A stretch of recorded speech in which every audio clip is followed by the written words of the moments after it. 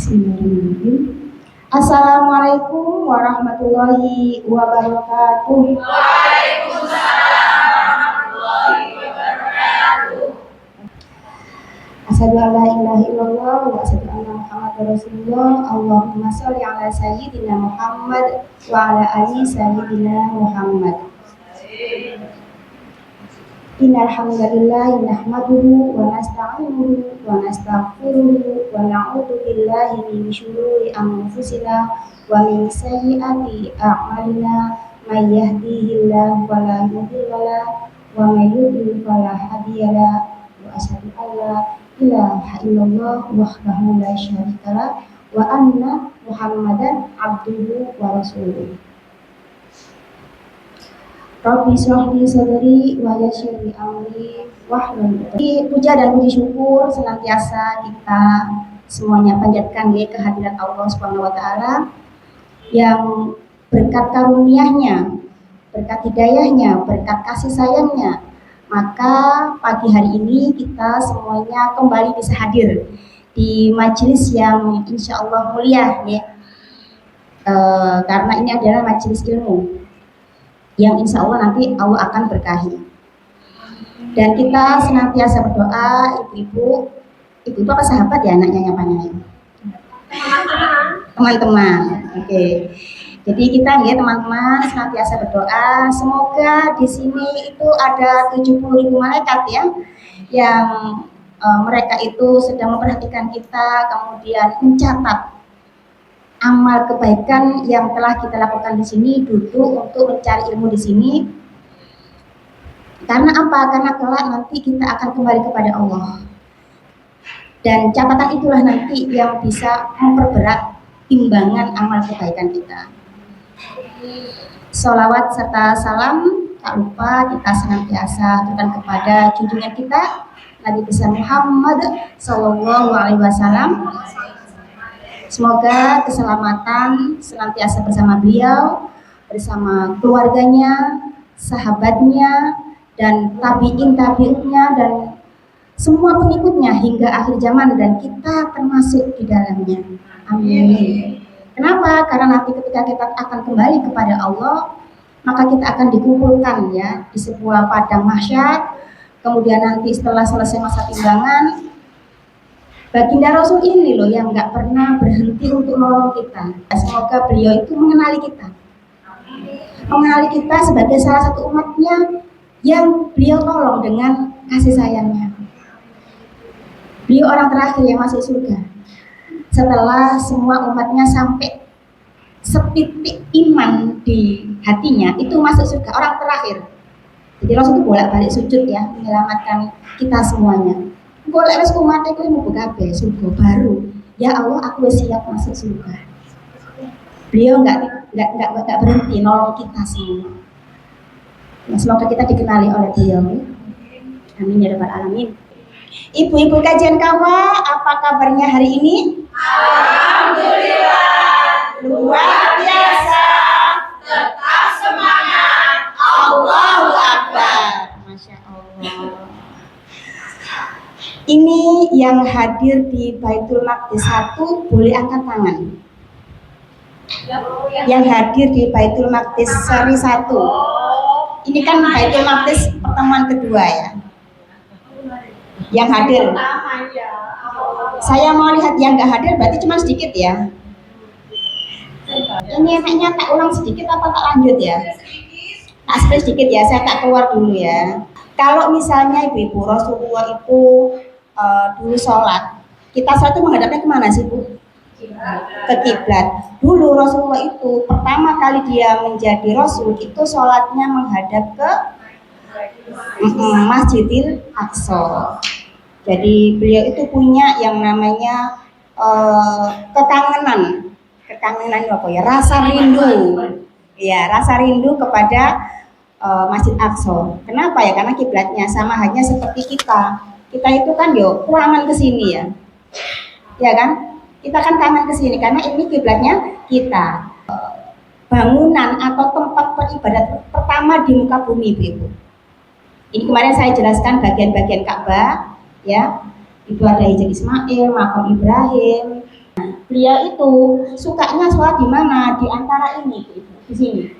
Di sini dan di sini. Karena apa? Di sini ada rukun Syam, di sini ada rukun Yaman. Kalau itu ditarik garis lurus, ibu-ibu. Nah, kira-kira seperti ini. Jadi pas Rasul itu sholat di sini, di waktu yang bersamaan, beliau itu menghadap ke kiblat Masjid Al-Aqsa. Karena memang waktu itu kiblatnya masih Masjid Al-Aqsa. Nah, sekaligus beliau itu juga menghadap ke Ka'bah. Suka sekali sholat di situ karena dalam sekali waktu kalau ditarik garis lurus itu insya Allah nyampe ke Masjid Al-Aqsa. Di hati Rasulullah, Baitul Maqdis ini adalah tempat yang sangat spesial, tempat yang sangat punya menduduki hatinya Rasulullah. Jadi total itu beliau sholatnya itu 14 tahun setengah menghadap ke Baitul Maqdis. Perubahan kiblat atau istilahnya takwil, ya takwil itu perubahan kiblat itu terjadi bukan hanya di masa Nabi Muhammad, itu baru kemudian di zamannya Nabi Musa. Peristiwa tahwil atau perubahan kiblat pertama kali itu terjadi di zamannya Nabi Musa. Kemudian di zamannya Nabi Muhammad itu terjadilah peristiwa tahwil yang kedua. Jadi yang dinamakan Masjid Al-Aqsa itu semua daerah yang berpagar ini, daerah yang berpagar. Akhirnya Rasulullah dan para pengikutnya itu diusir, diboikot. Akhirnya mereka merepet ke sebuah pedesaan punyanya Ali ya. Ini, jadi ada 2 bukit gitu ya. Mereka itu di lembahnya sini, ibu-ibu. Jadi Rasulullah dan para pengikutnya tinggal di sini, diboikot, nggak boleh berdagang sama orang yang lewat, pedagang-pedagang dari luar kota itu nggak boleh berdagang sama mereka, dilarang sama Quraisy. Nah disinilah nanti akhirnya pamannya beliau meninggal. Nah saat itulah Allah memberikan hiburan ya, Allah memberikan hiburan berupa Isra dan Mi'raj. Peristiwa ini diabadikan di dalam Al-Quran, Quran Surat Al-Isra ayat 1. Oke, nanti bisa ayat-ayat Makkiyah, ayat-ayat yang diturunkan di Mekah itu sepertiganya itu ngomongin tentang Baitul Maqdis. Dari 25 nabi yang harus kita imani, ya, itu 19 orang itu pernah tinggal, pernah bersinggungan, pernah mampir, pernah punya ikatan dengan Baitul Maqdis. Nanti istimewanya Rasulullah itu pernah bersabda, janganlah kalian bersusah payah melakukan perjalanan jauh kecuali ketiga masjid, yaitu masjidku, Masjid Nabawi, Masjidil Haram, dan yang ketiga Masjidil Aqsa. Penting berarti kan? Sudah ya? Kira-kira itu yang kemarin saya skill ya. Ini kan. Jadi kemarin itu saya mendapatkan ilmu baru dari Ummu Alillah ya, istrinya Ustadz Felix ya. Beliau membuat kajian di rumah Quran Alillah. Saya ikut online-nya. Kan ada live-nya ya. Saya ikut online-nya. Judul kajiannya tuh begini. Meneladani sunnah Rasulullah yang terlupakan. Yang kita tahu sunnahnya Rasul itu apa? Misalnya makan pakai tangan kanan sambil duduk, kayak gitu-gitu ya. Tapi ada satu yang jarang sekali dibahas. Sunnah itu kan nggak hanya omongan, nggak hanya tindakan. Diamnya Rasul itu kan sunnah ya. Bahkan perhatiannya Rasul itu juga jadi sunnah. Selama jadi Rasul ya, itu Nabi Muhammad di dalam hatinya itu punya perhatian lebih kepada Baitul Maqdis. Itu sunnah itu. Kalau Rasul aja jatuh cinta banget sama Baitul Maqdis, kita yang umatnya kok enggak? Itu kan perlu dipertanyakan. Bahwa Rasul memperhatikan Baitul Maqdis itu juga termasuk sunnah yang perlu kita teladani.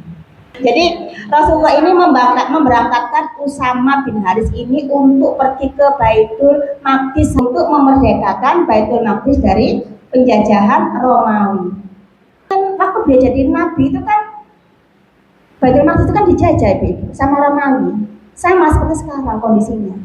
Baitul Maqdis itu dijajah oleh Israel.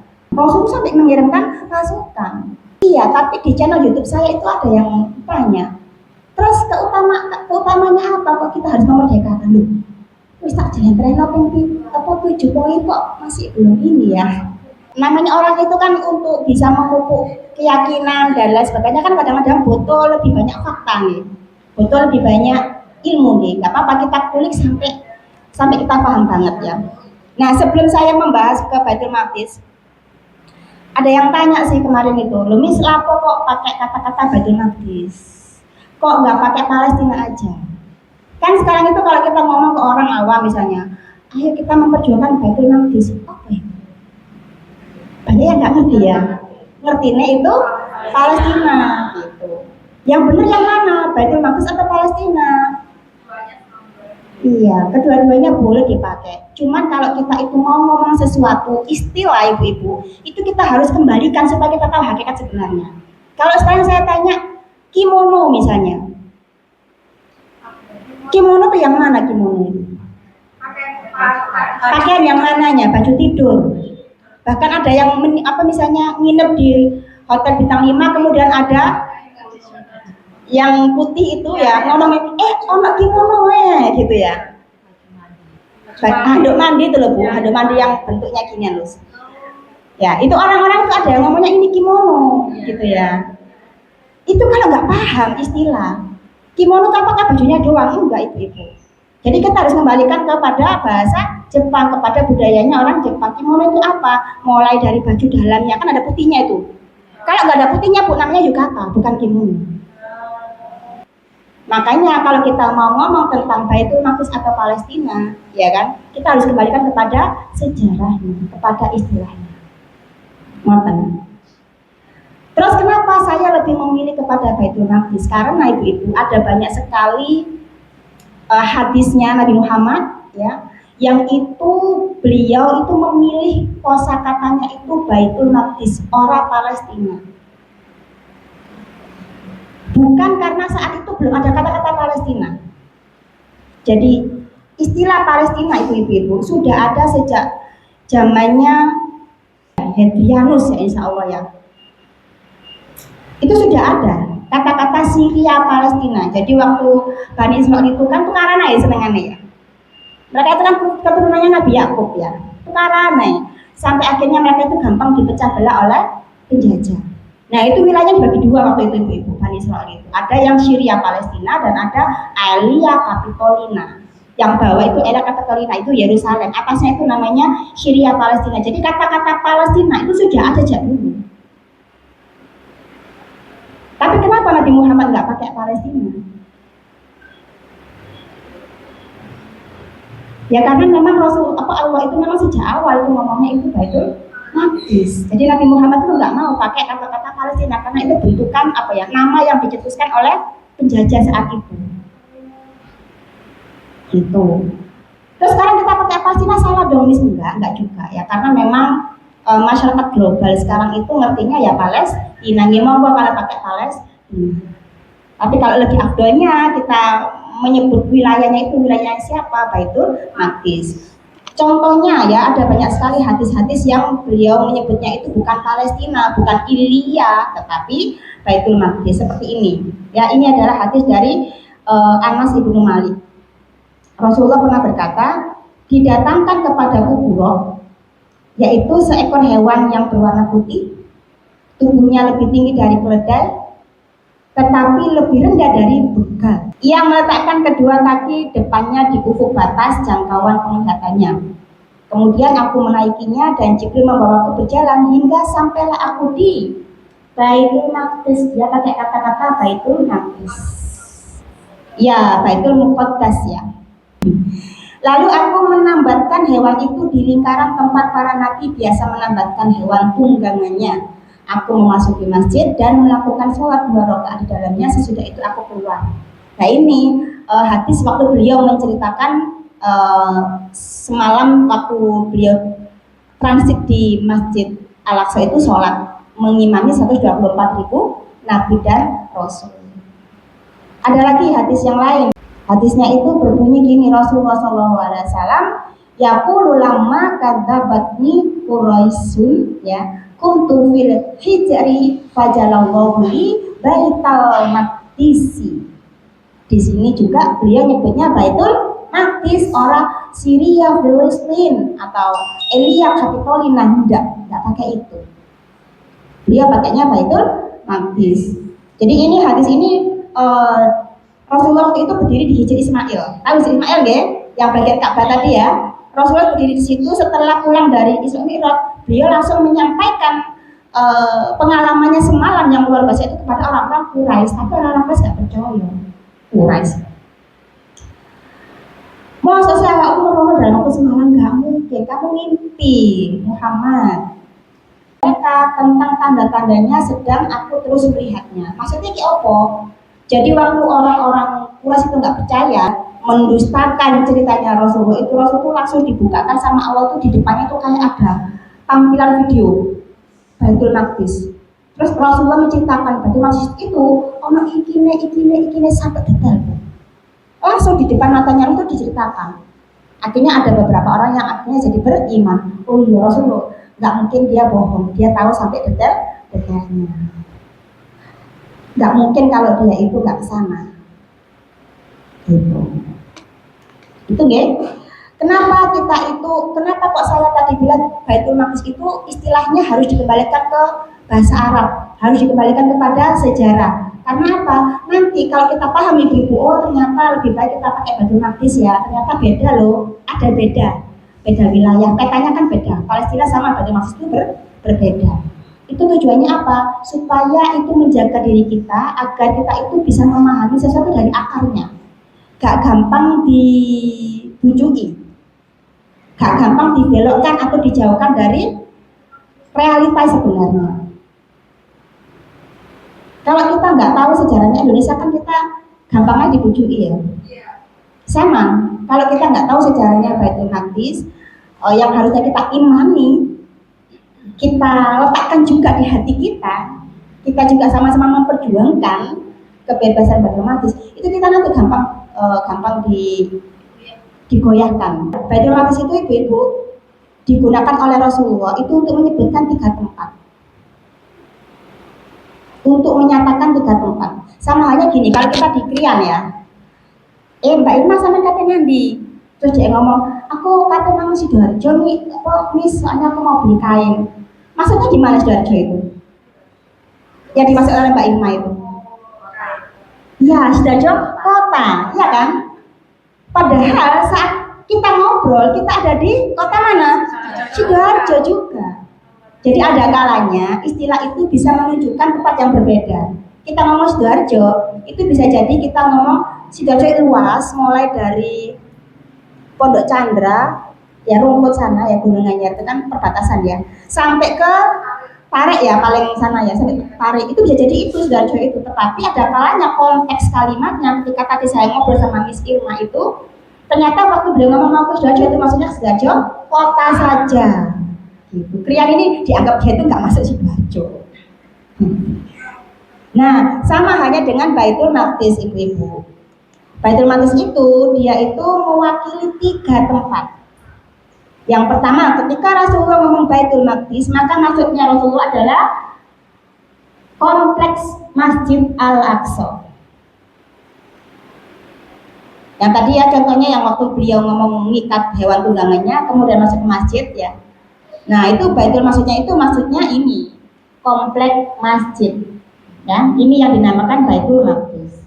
Ada juga di konteks hadis yang lain, Baitul Maqdis itu maksudnya adalah kota Yerusalem yang ada temboknya. Di sini ada masjidnya ya, di sini Masjid Al-Aqsa, dan wilayah inilah yang disebut dengan Baitul Maqdis. Ada juga istilah Baitul Maqdis digunakan untuk menyatakan Ardul Muqaddas, tanah yang disucikan. Ya. Wilayahnya lebih luas tuh. Nah, di sini kan Yerusalem ya. Tadi masjidnya di sini Al-Aqsa. Nah, di sini Yerusalem. Nah, kalau Ardul Muqaddas itu lebih luas lagi. Jadi tanah yang diberkahi itu ada di sekitar itu, lebih luas. Gitu. Jadi istimewanya Baitul Maqdis itu karena di dalamnya ada Masjid Al-Aqsa. Saking istimewanya ibu-ibu, semenjak kejadian Isra Mi'raj itu kan turun tuh ya ayatnya ya, subhanalladzi asra bi 'abdihi lailam minal. Sejak hari itu Rasulullah itu tidak pernah tidur sebelum menyelesaikan baca surat Al-Isra. Istimewanya Baitul Maqdis itu juga dikenal sebagai kota suci tiga agama. Tiga agama itu mensucikan tempat ini. Tiga agama itu mengistimewakan tempat ini. Agama apa aja? Yahudi, Nasrani, dan Islam. Salah satu buktinya, salah satu yang bikin kita itu di situ tuh kitab kota suci adalah yang pertama, umat Islam meyakini di situ ada Masjid Al-Aqsa sebagai kiblat pertamanya. Ya, kemudian bagi orang-orang Yahudi di situ ada tembok ratapan yang tadi saya tunjukkan ya, yang itu dipercaya sebagai satu-satunya peninggalan bangunan kerajaan King Solomon, Raja Sulaiman. Jadi di atasnya kompleks Baitul Maqdis itu, Bu, masjid itu, dulunya itu di situ ada kerajaannya Nabi Sulaiman. Itu dihancurkan 2 kali. Dihancurkan 2 kali. Yang kedua kalinya bisa dibangun akhirnya sama Umar, ya, sama Khalifah Umar dibangunlah kompleks Masjid Al-Aqsa. Di atasnya runtuhan kerajaan Sulaiman. Dan yang tersisa itu dari zamannya Nabi Sulaiman itu ini, katanya orang-orang Yahudi, tembok ratapan. Kemudian di dekat situ juga ada namanya gereja makam Kudus. Untuk orang-orang Nasrani, mereka percaya dulu Yesus itu, atau kalau kita nyebutnya Nabi Isa, ya, mereka percaya bahwa dulu Yesus itu dibawa ke Bukit Golgota. Itu ada gambarnya ya, ini ya. Jadi dulu, nah, salib aslinya yang untuk menyalib Nabi Isa itu di atasnya dibangun gereja. Makanya namanya gereja makam Kudus. Kalau kita masuk ke dalamnya itu ada salib asli yang dipakai untuk nyalib Nabi Isa atau Yesus ya, versi versi orang-orang Nasrani. Ya. Ada di situ, dekat sama kompleks Baitul Maqdis. Kalau kita lihat Google Map itu kayak gini, Ibu. Nah, tak jelas lagi ya. Ya, itu Masjid Al-Aqsa kemana, tembok ratapan kemana, gerejanya kemana. Di Google Map seperti ini. Nah, jadi ini kompleksnya sekotak segini ya. Ini kan nempel ya, tembok ini kan nempel tadi ya di wilayahnya kompleks Masjid Al-Aqsa. Nah, jalan 15 menit ibu-ibu kita akan bisa pergi ke Golgota. Di situ ada gereja makam Kudus, makamnya orang suci, makamnya Yesus kata mereka. Orang-orang yang ada di Palestina sekarang, yang ada di Baitul Maqdis sekarang, itu dipersulit. Sekarang itu, setiap hari kita itu ibu-ibu di sosial media itu disuguhi dengan berbagai fakta ya. Yang anak kecil itu kakinya tertindih, kemarin itu ada yang habis dioperasi di sebelahnya itu ada kaki potongannya. Kemarin juga Paman Khalid yang sangat fenomenal itu juga meninggal. Dan yang terakhir kemarin itu Direktur Rumah Sakit Kamal ya, itu rumah sakit terakhir yang ada di Gaza. Itu diculik dengan beberapa staf rumah sakit yang lain. Nah, kemarin itu juga saya sempat ngomong bahwa ada loh sebagai teman kita yang nggak percaya kalau di Palestina, di Baitul Maqdis sekarang itu sedang ada penindasan, penjajahan gitu ya. Sampai kemudian ini saya temukan ada video, membuat video before after itu. Ini memang nggak ada musiknya. Jadi waktu sebelum perang itu Ahmed Abu Ajwa itu bikin video kayak gini. Setelah dibom dan macam-macam itu ada videonya kayak gini. Ini di tempat yang sama. Mereka ingin membuktikan ini bukan hoax loh penjajahan kepada kita itu. Beneran. Ini before afternya. Ini tempat yang sama. Ini ada pertokoan. Loh, itu kan ya bangunannya sama ya. Tuh hancur lebur ibu-ibu. Ini perpustakaan ya. Perpustakaan. Dulunya bagus kayak gitu, sekarang kayak gini ya.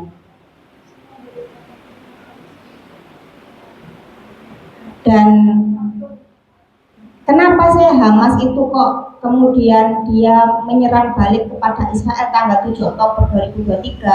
Ada yang menyebut ini semuanya terjadi itu karena kejadian itu, atau yang terkenal dengan istilah Tufan Al-Aqsa. Tufan itu adalah bahasa Arab itu kan angin topan ya, bebas dari penjajah. Bukan itu tujuannya. Tujuannya apa? Orang-orang Hamas itu apa tadi? Iya, orang-orang Hamas itu ingin memerdekakan kita. Kita itu terjajah. Pemikiran kita itu dibatasi, ditutupi oleh penjajah. Mereka ingin membuka dunia. Sebelum 7 Oktober itu masih banyak yang percaya bahwa Hamas itu teroris. Masih banyak yang percaya sakjane mereka itu harusnya menjadi two nation, dua negara itu solusi terbaik menurut PBB. Masuk gelem. Coba kita dulu dijajah Belanda. Wes Belanda mbak Indonesia ojo tukaran naik, bagi dua lah. Kalimantan, Papua, Sulawesi, Indonesia. Jawa, Sumatera wis kena londo wis. Mulai adem ayem. Mau? Enggak mau. Sama duwe omah ndok kene Mbak Ika, moro-moro dhek teko. Mbak Ika ditotok-totok pistol. Keluar kamu ini jadi punya aku sekarang. Mau? Enggak mau. Lah Hamas itu memperjuangkan itu. Gitu. Nah, penjajah bikin apa ya istilahnya? Propaganda. Bikin penipuan. Hamas itu teroris. Sama halnya ketika dulu Belanda menganggap Imam Bonjol itu sebagai pemberontak. Diponegoro itu pemberontak. Palestina sekarang itu kan tinggal dua wilayah ini. Yang kemarin saya bilang ya, hanya tinggal West Bank, ini tepi barat yang berbatasan sama Sungai Yordan. Di sini ada Laut Mati, ya. Di sini ada Danau Galilea. Nah, hanya tinggal ini saja, West Bank dan Gaza. West Bank ini cenderung aman. Makanya kalau ada teman-teman yang ngomong Palestina lo gak apa-apa, berusaha bujuk kita lo gak ada bom-boman lo bangunannya api-api. Itu mereka ada di sini, di West Bank. West Bank itu diatur oleh otoritas Palestina. Otoritas Palestina. Palestina sejak zaman dulu sampai sekarang belum pernah menjadi negara modern atau istilahnya nation. Kenapa? Tidak disahkan oleh PBB. Yang diakui hanya otoritas. Nah, inilah apa namanya peta penyempitan, hilangnya wilayahnya Palestina. Jadi dia di negara manapun nggak diterima karena bikin ulah. Sifat aslinya apa? Serakah, suka adu domba, mateni uang, gitu-gitu memang. Di negara manapun dia itu diusir. Uni Soviet, resek. Akhirnya mereka itu naik kapal mengiba-iba kepada orang-orang Palestina. Kenapa Palestina? Karena riwayat orang Yahudi dulunya, nenek moyangnya, zamannya Nabi Musa, itu kan tinggalnya di situ. Maka dia itu, ayolah kita kembali ke sana, kita dirikan apa ya? Ya kita tinggal di sana, itu kan tanah leluhur kita. Gitu. Awalnya itu, Yahudi itu kan ada di mana-mana. Mereka kan bermasalah dengan negara manapun, dengan penduduk asal yang selalu bermasalah. Maka harus ada gerakan untuk mendirikan lagi negara Yahudi. Dia seminar kemana-mana. Idenya dia seminarkan, umur 36-an dia. Dia seminar kemana-mana. Ide tentang pendirian negara Yahudi. Ngelobi ini, ngelobi itu, nggak dapat. Kan butuh dana ya Bu ya, untuk perang, untuk membebaskan tanah kan butuh dana. Dia bisa akhirnya melobi bangsawan namanya Rothschild. Rothschild itu siapa? Kalau ibu-ibu nabung di bank sekarang, ya, yang punya franchise-nya itu keluarga Rothschild di seluruh dunia. Orang itulah kemudian yang mensponsori Bapak Zionis itu ngasih duit, ngasih sponsor untuk melobi penguasa Inggris saat itu. Biar ngelobi ke khilafah untuk beli tanahnya Palestina. Wis tak tuku sebagian wis kanggo orang-orang Yahudi. Enggak mau waktu itu ya khilafah Utsmani. Sampai akhirnya entah apa sebabnya wallahu alam ada perang dunia pertama. Ya kok dilalah. Khilafah itu Utsmani enggak sengaja kok ngikut blok sentral. Itu nggak ada yang tahu. Jadi ada permainan orang-orang Yahudi juga di situ. Jadi khilafah waktu itu tuh melok ngeblok ke Jerman. Lela, pokoknya Jerman kalah di Perang Dunia Pertama. Akhirnya wilayahnya khilafah dipetak-petakkan oleh penjajah. Wes iki dadi negara iki digarisi. Itulah awal mula ada yang namanya negara-negara kecil. Setelah Perang Dunia Pertama ibu-ibu, mereka itu mengiba-iba kepada orang Palestina, izinkan aku ya tinggal di sini, kami disiksa loh di Jerman, kami disakiti loh, kami menderita gitu ya. Sakno kan, ya wes lah. Akhirnya pertama mereka itu tinggal di sini, awal di sini ya di daerah Haifa sini. Awalnya bikin komunitas kecil, nambah akeh. Akhirnya mereka merampas rumahnya orang-orang Palestina, tukaran, ambek PBB ditengahi. Wes ya. Jadikan two nation. Jadi ini, wes yo, ini wilayahnya Palestina, itu Israel. Wes, ada tukaran. Tapi jenenge Israel nggak bakalan puas. Mesti gawe gara-gara. Akhirnya terus dia nyerang orang-orang sini. Dulunya orang Gaza itu bisa sholat di Masjid Al-Aqsa.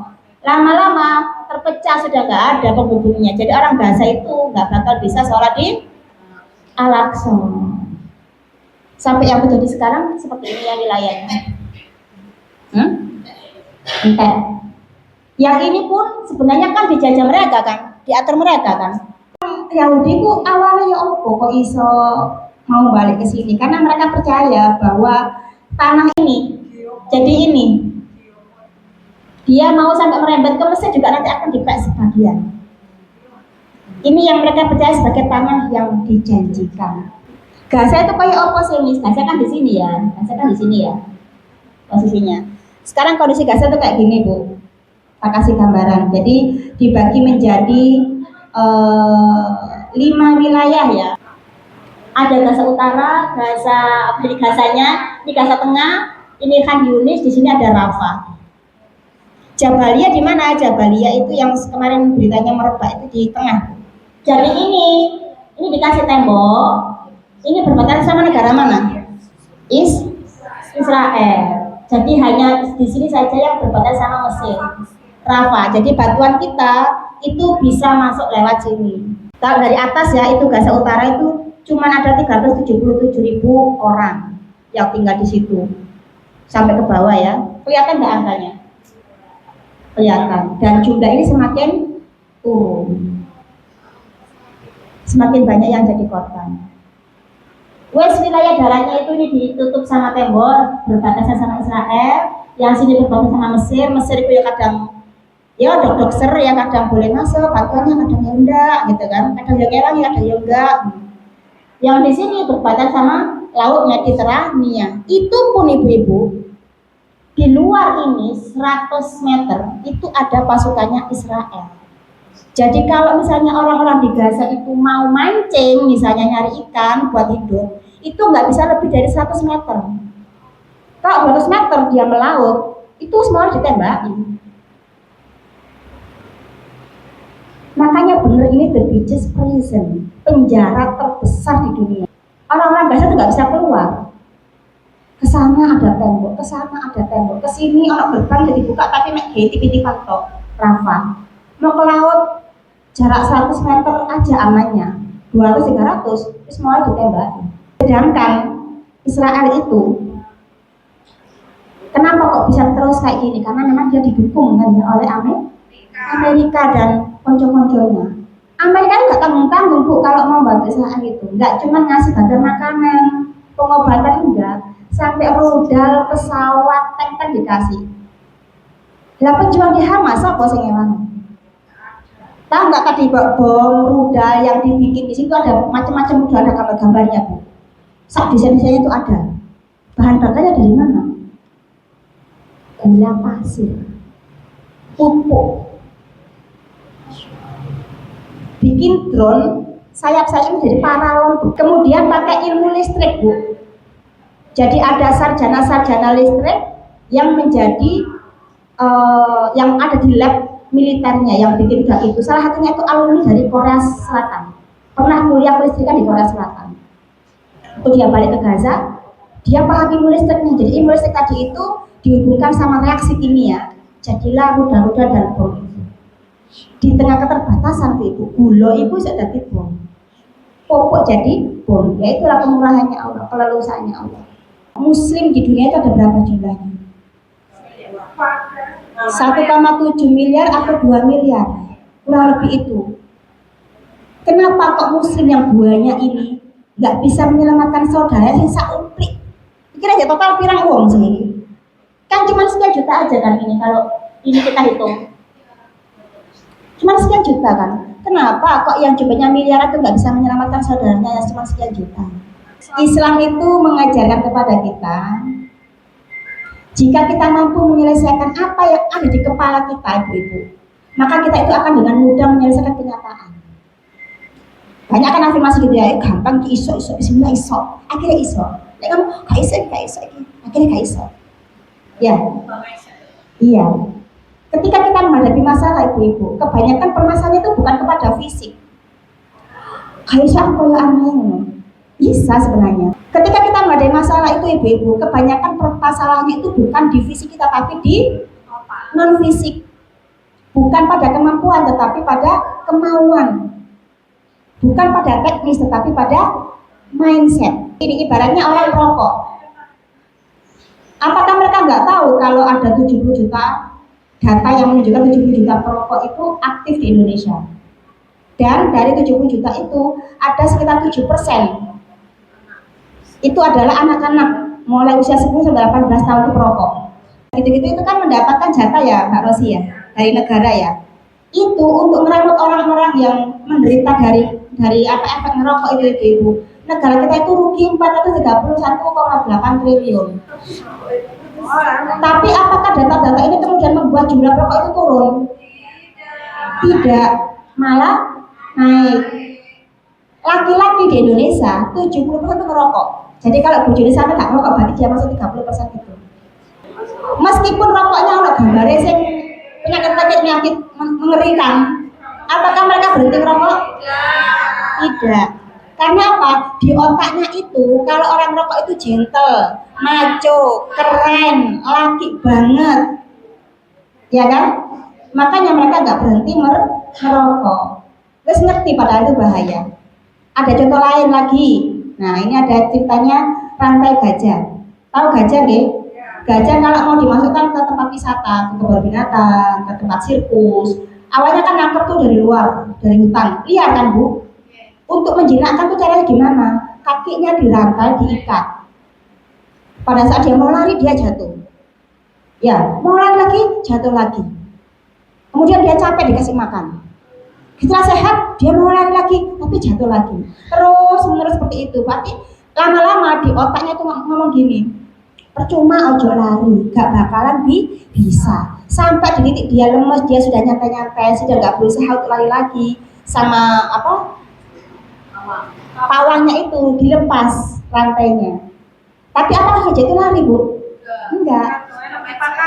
Sekarang dipakani kan? Aku sih aku lari toh, aku di sini tidur-tidur dapat makanan. Meskipun rantainya dicopot, itu dia nggak bakal lari. Itulah yang terjadi pada diri kita ibu. Ya, jadi orang-orang Israel itu membuat propaganda untuk memenjarakan, untuk merantai pemikiran kita. Misalnya banyak sekali nama-nama dimulai dari dulu Bu, ini sejak zaman dulu.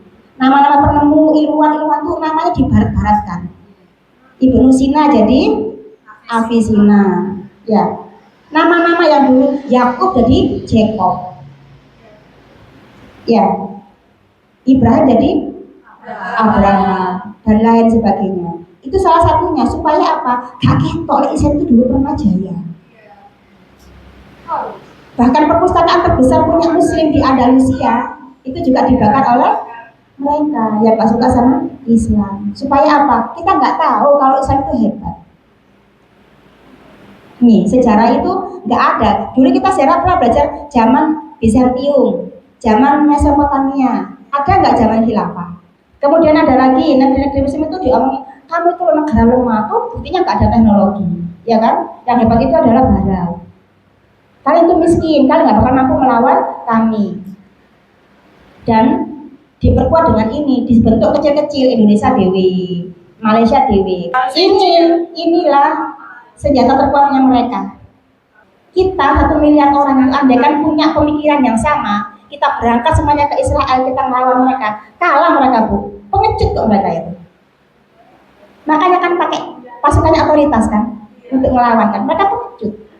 Kalau 1,7 miliar otaknya muslimin di seluruh dunia itu sama, bisa menang kita Bu. Makanya saya di sini meneruskan dakwah tentang Baitul Maqdis supaya kita itu menyamakan otak kita 1,7 miliar orang ini. Nanti jenengan keluar dari sini menyamakan di tempat yang lain terus begitu. Supaya apa? Supaya bisa bebas kita dari penjara pemikiran. Orang-orang mereka itu tahu bahwa kaum muslim pasukannya itu punya kekuatan yang besar. Waktu itu kan pasukannya Al-Fatih kan ngomong gini, kamu kok nggak takut sih padahal pendahulu itu melawan aku? Kau sadar apa tadi Bu? Waktu dia mau melawan Turki, itu kan diomongi sama orang Turki, kamu kenapa kok melawan aku? Bapakmu, mbahmu, dan di atas-atasmu itu melawan kami loh, gak ada yang menang. Kok kamu berani melawan kami? Karena kami itu mencintai kematian seperti hanya kalian mencintai kehidupan. Makanya pasukan Islam itu ngeri. Gak mati surga aku. Menang mulia. Makanya ada yang bilang umat muslim itu bagaikan seorang singa. Andaikan mau melepaskan rantai-rantai yang membelenggu, itu nanti kemenangan itu akan dekat itu. Saya sekarang di sini tujuannya itu untuk melepaskan rantai-rantai yang mengikat otak kita. Kunci pembebasan Baitul Maqdis itu ada di mindset. Seperti tadi ya, kita tuh bukan nggak mampu, tapi kita nggak mau. Jadi mindsetnya itu jika sudah dibebaskan, maka nanti pembebasan Baitul Maqdis itu akan menyusul, insya Allah. Seperti halnya kata Profesor Abdul Fattah El-Awaisi, beliau juga gurunya Ustadz Felix, beliau gurunya Ustadz Hasan. Ya, beliau orang yang 40 tahun meneliti tentang Baitul Maqdis. Beliau mengatakan liberation of mind is before liberation of land. Sebelum kamu itu membebaskan tanah, bebaskan dulu pemikiranmu. Kalau wis beres pemikiranmu, melawan Israel itu gampang. Nggak sekedar nolong, tapi juga kita pengennya itu membebaskan saudara kita yang ada di Baitul Maqdis.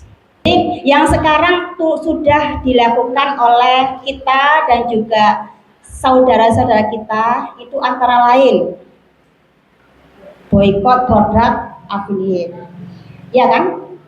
Kirim hadiah, ada yang mengatakan hadiah, ada yang mengatakan donasi, ya, ke Palestina. Ya, ada kemudian yang berjuang di dunia diplomasi, misalnya Menteri Luar Negeri kita. Pertanyaannya, apakah dengan boykot Baitul Maqdis bisa merdeka? Apakah dengan diplomatis, rapat-rapat, lobby-lobbyan itu bisa merdeka? Ya kan? Terbukti kan, wis digaireng dua nation tadi ya sama PBB, tetap aja yang namanya Yahudi itu tidak akan berhenti sampai the Jewish yang dipelopori oleh Bapak Zionisnya itu sampai berdiri benar-benar negara Yahudi, nggak bakal berhenti. Berarti percuma dong kita boikot, kita ngasih donasi ke mereka, kita gini-gini. Tidak. Karena semua tindakan tadi itu yang kita lakukan sudah nyumbang ke sana, sudah ngasih hadiah ke sana, itu menunjukkan posisi kita, ibu-ibu. Nanti pas kita dibangkitkan kan ditakoi ibu, "He Nurjana, selama dulur-dulurmu di Gaza itu dibombardir, awakmu lapo? Kamu ada di pihak yang mana? Ya Allah, aku nggak beli sen lagi, aku nggak beli ayam mek lagi ya Allah. Aku tukune Hasana ya Allah."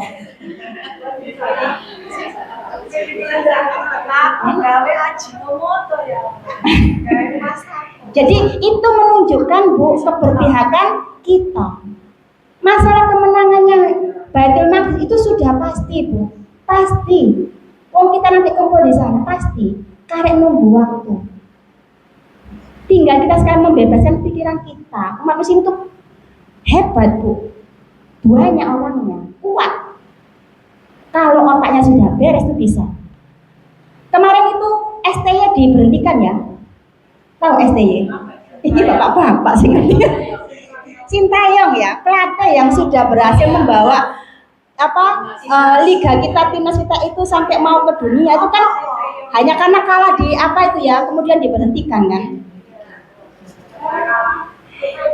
Iya, kalau ngomong STY. Jadi gini, ibaratnya bal-balan, Bu. Ibaratnya bal-balan. Bal-balan kan tim ya. Satu tim ada berapa orang? 11 orang. Apakah 11 orang itu semuanya maju ngegol kan?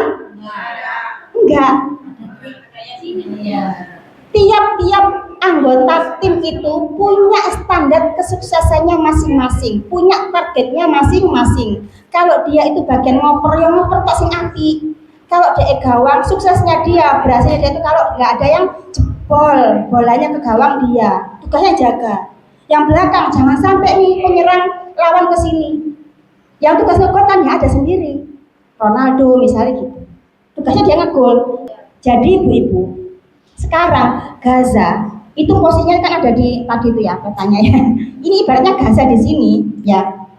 Maka sekitarnya itu punya tugas untuk melakukan perlawanan secara fisik alias militer. Yang di luar itu, wilayah itu termasuk Indonesia, tugasnya apa? Support system.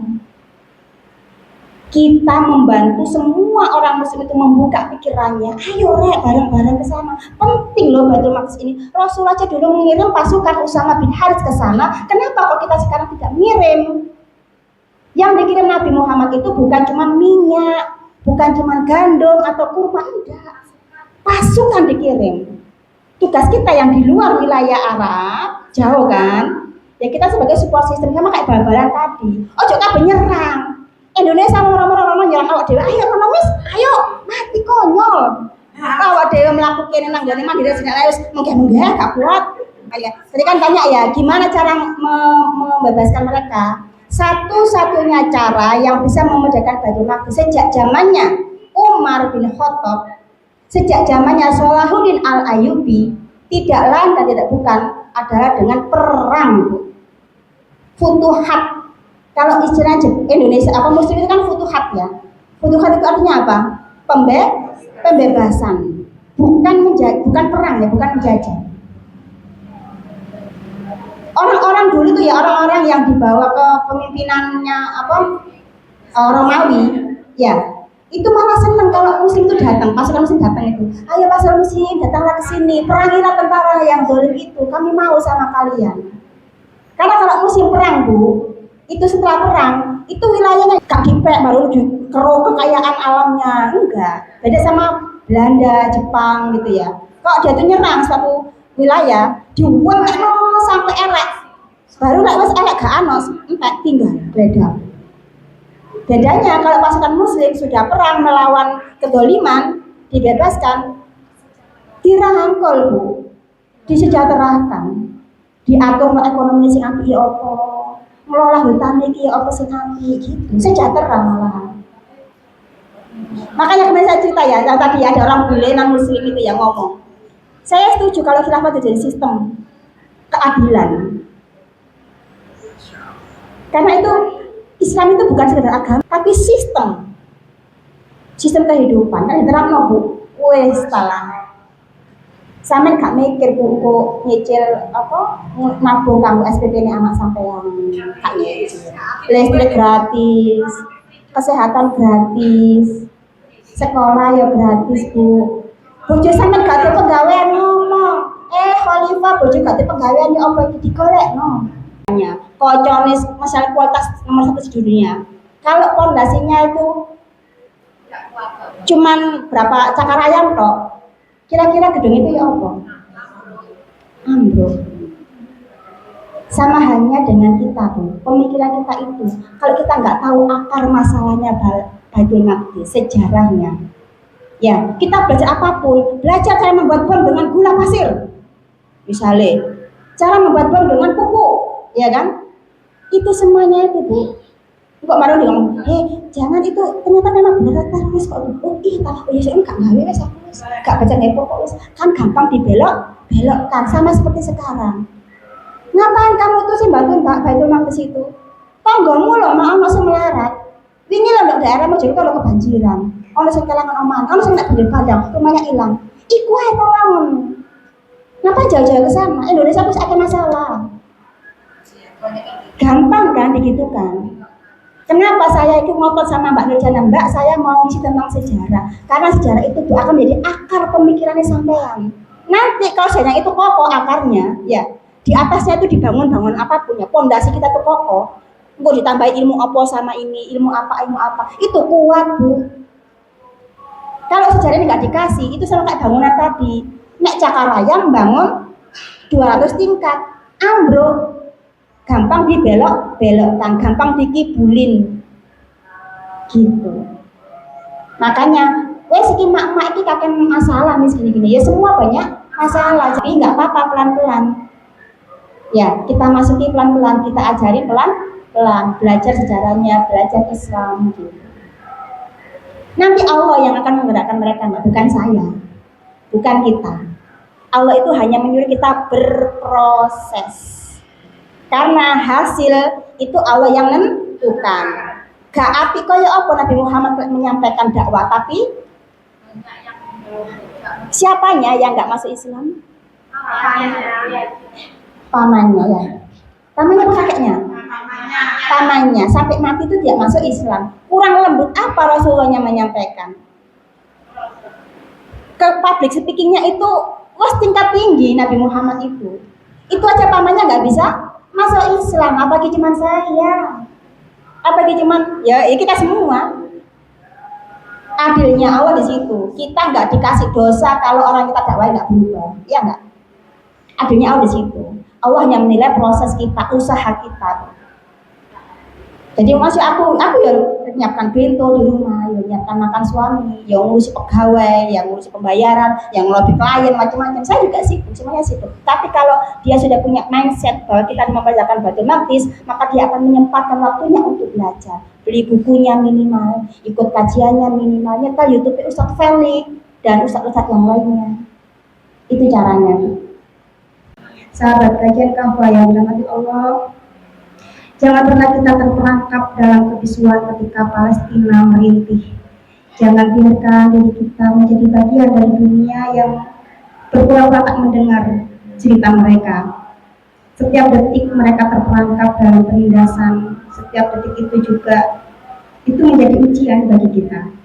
Apakah kita cukup berani untuk berdiri bersama mereka, atau kita memilih untuk bersembunyi dalam ketakutan dan ketidakpedulian? Ingatlah sahabat semuanya, kita hanya memiliki dua pilihan yang akan dimintai pertanggungjawaban di hadapan Allah Subhanahu wa Ta'ala kelak. Satu, antara memilih untuk diam, yang artinya kita mengabaikan penderitaan mereka. Dua, kita memilih untuk menyuarakan kebenaran dan keadilan, meskipun itu tidak mudah, meski dunia mungkin diam. Jangan biarkan Palestina merasa sendirian, karena jika kita memilih untuk diam, mereka akan mengadu kepada Allah tentang ketidakpedulian kita. Jika kita hanya diam saja, maka nanti di hadapan Allah tidak ada alasan yang belum diterima untuk membiarkan saudara kita tertindas. Allahumma inni nas'aluka sholatan fil masjidil aqsa wa huwa hurmun aziz. Ya Allah ya Rabbi, kami memohon kepadamu ya Allah dengan permohonan yang sesungguh-sungguhnya ya Allah, izinkanlah kami bisa sholat di Masjid Al-Aqsa dalam keadaan merdeka dan juga perkasa.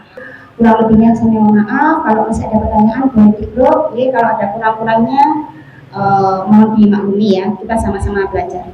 Wassalamualaikum warahmatullahi wabarakatuh.